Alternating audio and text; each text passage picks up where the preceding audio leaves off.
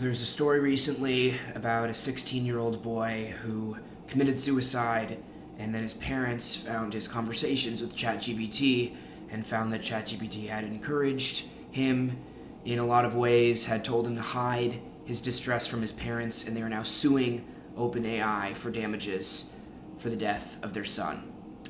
But if you look at the headlines about this story, you'll see one phrase over and over, which is that this young boy died by suicide. I first heard this phrase, died by suicide, because my friend was working on this music video with a suicide prevention organization with a noble woman who was at the head of it, who had seen suicide firsthand, and he told me the idea behind it. He actually couldn't quite explain it, but he said it takes the blame off of the person and acknowledges the reality that suicide is not a choice, that suicide is something that could happen to anyone, and once it hits you, there's really nothing you can do. I remember he actually didn't quite remember the explanation, but that's sort of the underlying idea behind shifting our language from committing suicide to dying by suicide. And I think this has good intentions by people who have seen the horrible effects of suicide and just want to be there to comfort the people who are struggling with it or who have died from it. But I think it's misguided, and I think it's destructive, and I want to talk about that. I'm sure most of you, if not all of you, know people who have struggled with suicidality. I worked with an organization called Lyrics for Life that I did a vlog at once a couple years ago, which is an organization trying to prevent suicide. And after my video about the 10 TV episodes that changed society, where I talk about 13 reasons why and the spike in teen suicides that came after that show, a lot of you bravely shared in the comments either your personal struggle with suicide, how that show influenced you, or your friend who in some cases actually went through with their suicide. And I want to commend you all, everyone who shared. I thank you for doing that. And at the current suicide rate, 1% of everyone in America will commit suicide and die. So I think it's something we need to talk about, because clearly what we're doing is not working. So I want to give 4 reasons why I don't use the phrase die by suicide, and I don't think you should either. If you look at Wikipedia, if you look at any news article, they all say die by suicide. And of course, this is a very difficult topic, and I think we should all try and approach it with compassion, and I'm sure this comment section will reflect that, but please, these are obviously real people we're talking about. So okay, the first reason is for the living. So I had a friend who was a really great guy, and he struggled with some mental problems, and from what I've learned about his mental state, it really seems like he believed there was something fundamentally wrong with him, sort of out of his control, right? When someone's depressed, we often tell them today that it has nothing necessarily to do with their life or their choices or their personality. It acts the same as cancer. Some people get cancer, some people don't. Maybe there's some lifestyle risks, but generally it's a disease that attacks you from the outside, and once you have it, your prognosis, how long you're going to live, is basically out of your hands. And he seemed to believe those kinds of things about himself, that because of his poor brain chemistry or some kind of materialistic explanation that goes beyond who he is as a person, that he was just behind the 8 ball, that he was either going to have a terrible life or was going to have maybe suicidality as an inevitable consequence. And I think that's so fundamentally wrong, and unfortunately he is no longer with us, and I feel really frustrated that he sort of imbibed this message that there could be something fundamentally wrong with you, and once that's the case, you are just sort of destined either for a bad life or suicide or some of these, or depression, and there's nothing you can do. And I think that's not only wrong, but I think it causes a lot of despair and hopelessness, which of course leads to suicide. Just on the depression part specifically, there was just the largest meta-study ever conducted. It came out a few years ago from UCLA that found no connection between serotonin, which we were told was the cause of depression, right? A lowering of a chemical in your brain was the reason for your despair. Nothing to do with your life or anything, but these neurons firing in your brain is why you are despairing and why you might inevitably kill yourself. The largest meta-study at UCLA found no connection at all between serotonin and depression. That was something I don't think my friend knew, but it goes, I think people should know their agency. And I think we all know this implicitly, and we just have sort of thought the compassionate thing to do is pretend otherwise. So I want you to imagine that you see someone, you're driving, and you see someone standing at the edge of the Golden Gate Bridge, and they're contemplating whether to jump off. And we've seen these scenes in, like, movies. And, of course, we all know, rightfully, that the right thing to do is to get out of your car and try and reason with them and tell them that they shouldn't jump off. Well, if suicide is like cancer, then there's nothing you can do. You can't convince that person of anything. And even if you could temporarily, they would just do it again, right? But I think we all know that's not true. And I think the way we talk about suicide now, and when we say die by suicide, it's essentially like going up to that person and he's like, look, I don't have anything to live for. I'm going to jump off and kill myself. I think the world would be better off without me, or I would be better off without this anguish. And you look at him and you go, yeah, that's right. You have suicidality, you're depressed. I have cancer. It's the same thing. So, nothing really to say here. I guess this is the unfortunate consequence. Let me know if you need help with the funeral. That's the message behind something like dying by suicide. And I know it's not what people intend, which is why I want to be so delicate with this. And some of the people I know who have cared the most about this or have been most affected by this, use this phrase. And so that's why I want to talk about this, because I don't think it's getting what they want it to do. So another thing is that people who are in the depths of despair, like that guy on the bridge, they already feel, I heard someone talk about this, I think it's right, they already feel like their despair, the end of their life, is inevitable. It already seems like it's never going to go away, and that there's something fundamentally wrong with them. Don't confirm that for them. First of all, it's not true, as I'm going to talk more about. But if someone is on that bridge and they think, wow, my life is worthless and there's nothing I can do about it because there's something fundamentally wrong with me, by talking about suicide the way we do, by just saying you die by suicide, you're saying, yeah, you're right, there is nothing you can do. You're fundamentally broken. And some people in this world, up to 1% of people, as we're talking about, is at the current rate, 1% of everyone in America will commit suicide and die. 1% of people, I'm sorry, just a freak accident of nature, you're fundamentally broken, and if you kill yourself, it was always inevitable from whenever you were born. Okay, so the same reason that we wouldn't confirm someone's despair if they're about to jump off the bridge, we shouldn't do that for people who are coming close to that despair or are feeling that despair and seeing how people categorize suicide, seeing what it means and thinking about if that's something they should do. Because there are a lot of people who are on that bridge, not physically, but they're there mentally.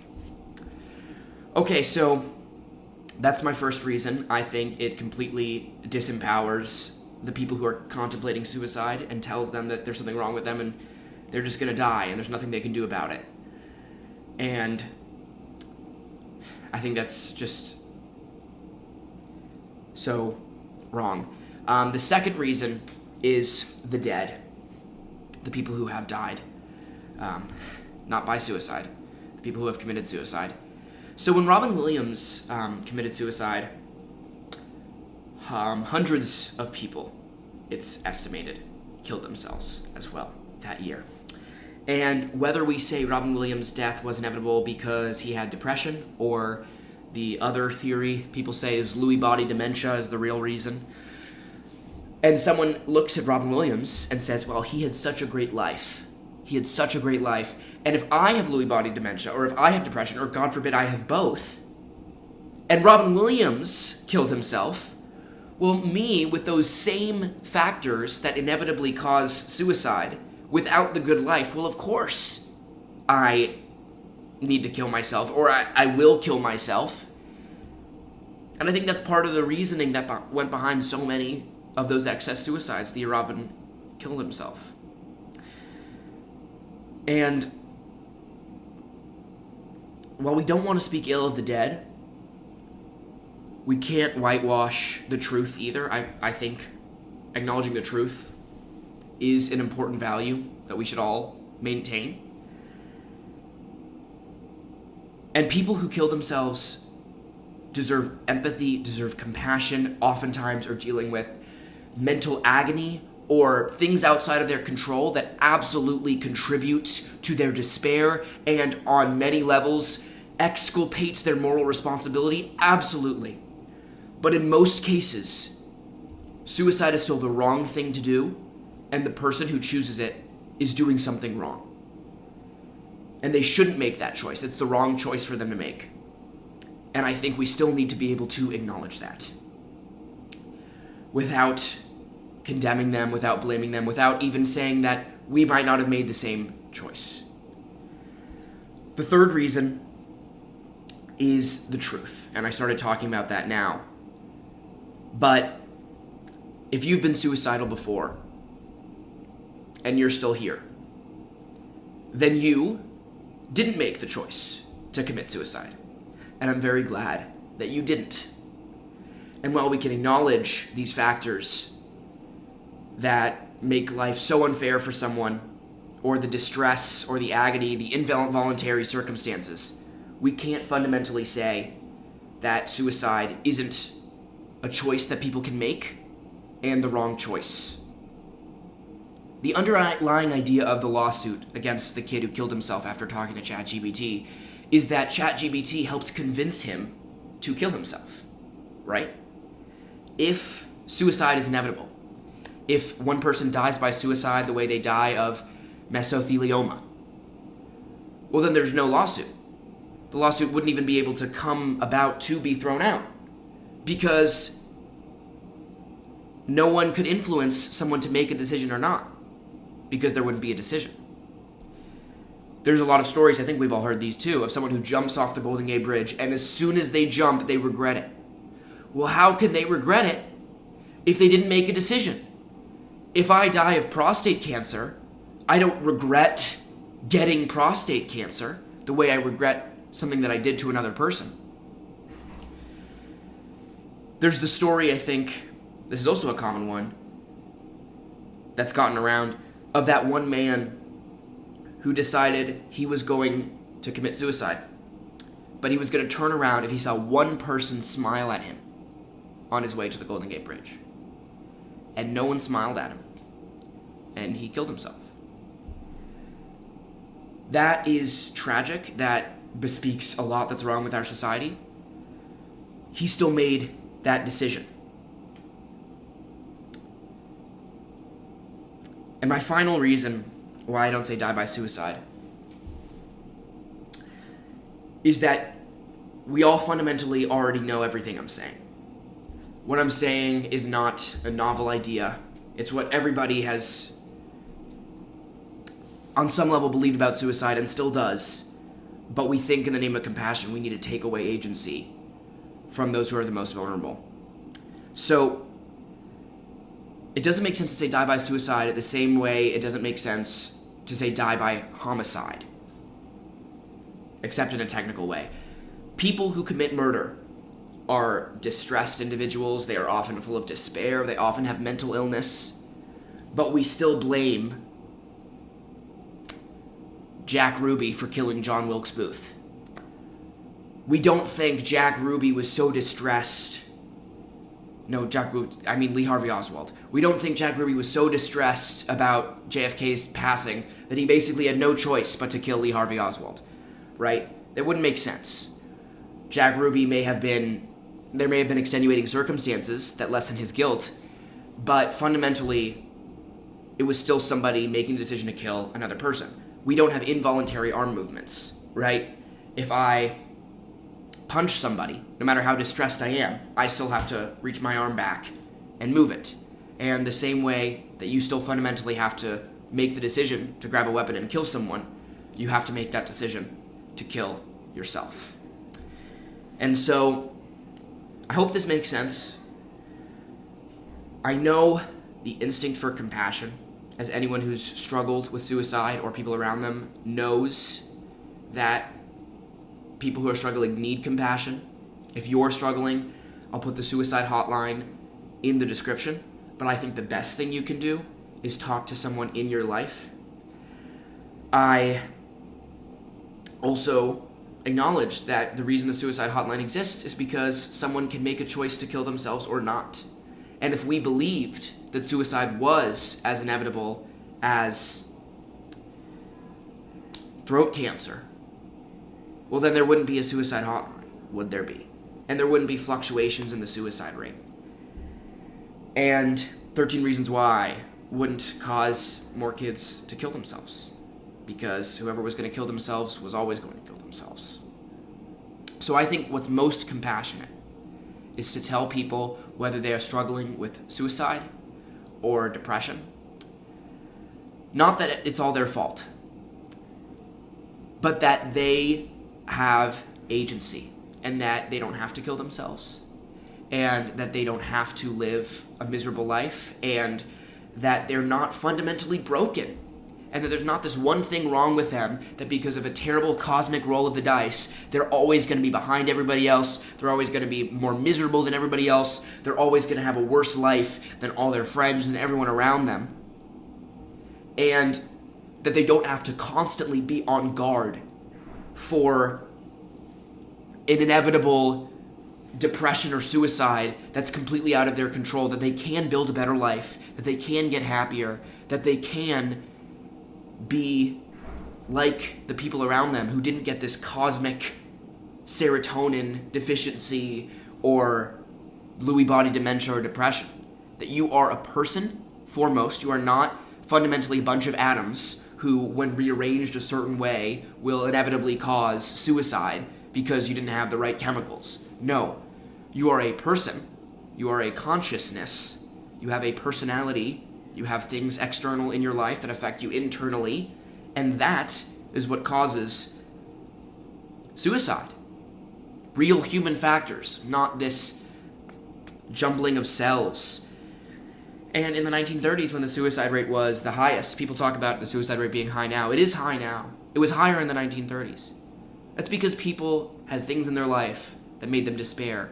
They couldn't take care of their children, or their lives fundamentally went away. And those are real human causes, and we can address those causes. That's another thing. We can address causes when we acknowledge what they are, which are human problems. Not trivializing them. They can be horrible. But they are human problems. If we say, well, the cause of suicide is, you didn't have enough electrons and dopamine or whatever it is, well, what is anybody going to do about that? What is anyone going to do about that? You have someone who's suicidal and, well, fundamentally, they just have a different set of atoms than you do. So you can't help them. Are you a molecular biologist who's going to inject them with the right neurotransmitters? So I'm very glad that die by suicide is an accurate vernacular, but because it's not accurate, we shouldn't say it. It's not compassionate. It leads to despair, and it leads to someone being trapped in their own minds, thinking that there's nothing they can do, they're broken, and they are just a mistake fundamentally, right? We always say the worst thing is for kids to think they were mistakes from their parents or something, but if you think that you are broken because you didn't have the right chemicals, or because of one traumatic experience, or because you were born in a way where you have this condition that nobody else has, and it might cause you to die by suicide out of your control, well, then you are a mistake, right? You are not how it's supposed to be. There's something wrong with you uniquely. There's something uniquely terrible about you. So other people can go on and live their lives, but you can't, because you have this X factor that prevents you from being happy or healthy. And that is not only scientifically false, it's just philosophically erroneous, and we all, I think, know this at some level. But when we're distressed, and everyone who's thinking about suicide is distressed, we have parts of ourselves that say we are fundamentally broken. And the last thing we need is for society to come in and say, you are right. Of course you're broken, and therefore if you die, there's nothing you could do, there's nothing anyone could do. You are this 1% of people. We hear about the 1% of the wealthiest. You're the 1% of people who are just not human. You don't have the same fundamental human makeup that everybody else does, because everybody else in this, mentally unwell person's mind is able to be happy or sad, right? Depression is the prolonged sadness. So if, your friend Bill, he could be happy and sad because his pet died, but then he'll be happy again. And fundamentally, there's hope for Bill, because he knows that there are human things in and out of his control that he can affect and make his life better or worse. But you, if you believe that suicide is like cancer, well, you're not like Bill. Fundamentally, there's a fundamental difference where nothing is in your control, and no matter how good or bad your life is, you have this underlying problem that's never going to be fixed. So even if you don't commit suicide, you constantly live your life feeling like this thing separate from everybody else, but you're not. You're not, and if you're dealing with suicide, I want to tell you, you are not unique. You are not uniquely broken. You are not uniquely damaged. And the ways that other people have better lives when they had struggles will also be true for you. You may have more uncommon challenges than other people, absolutely, and those are real.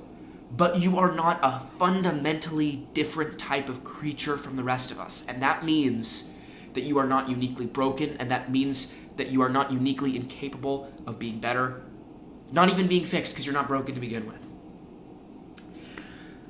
I wanted to talk about this, and the last comparison I want to make is between 13 Reasons Why and Dying by Suicide, the phrase.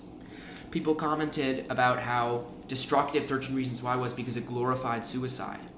And that's why 13 Reasons Why, if you didn't know, they deleted the scene where Hannah Baker kills herself in the bathtub. But, it still had a lot of attendant increases in suicidality.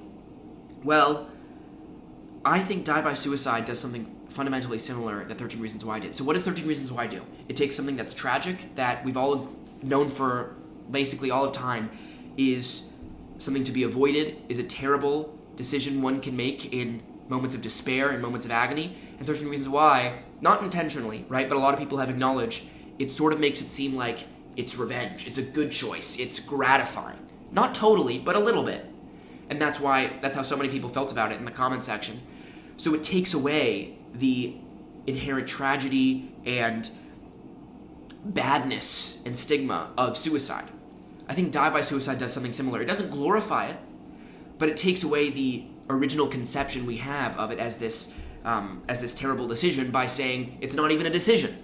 So 13 Reasons Why takes away the sadness of it. So if suicide has always been understood to be a sad decision, 13 Reasons Why takes away the sad part, partially. And the phrase Die by Suicide and the attendant philosophy takes away the decision part. It would still acknowledge that it's sad, right? All the Die by Suicide reports say that this 16-year-old who killed himself after talking to ChatGPT is sad, but they treat it as an inevitability. So how do they each affect someone who's struggling, someone who's on the precipice? Well, if you watch 13 Reasons Why in the wrong way, then suicide may be seen as a way to get back at everyone who wronged you, everyone who is your enemy. And on the other hand, if you're thinking about killing yourself and you hear about these Die by Suicide stories and what people say behind them, well then it tells you you're broken and you are going to kill yourself anyway. And all those thoughts in your head that there's something fundamentally wrong with you is right. I knew someone close to me who I think thought sort of like this, and it's frustrating to me because I really do think some of his neuroses and lack of sense of agency, came from our culture that says phrases like die by suicide. And it's not just that phrase, right? But people fundamentally talk about it this way that I've talked about in this video. And so I hope I have demonstrated convincingly why you shouldn't use that phrase. I hope you don't use that phrase. But I still want to hear what you have to say in the comments. Again, if you're struggling, suicide hotline is 988. But I hope you can also talk to someone in your life. All right, I'm going to be reading all your comments, of course, and responding. And I'm looking forward to continuing this conversation there. Thank you for watching.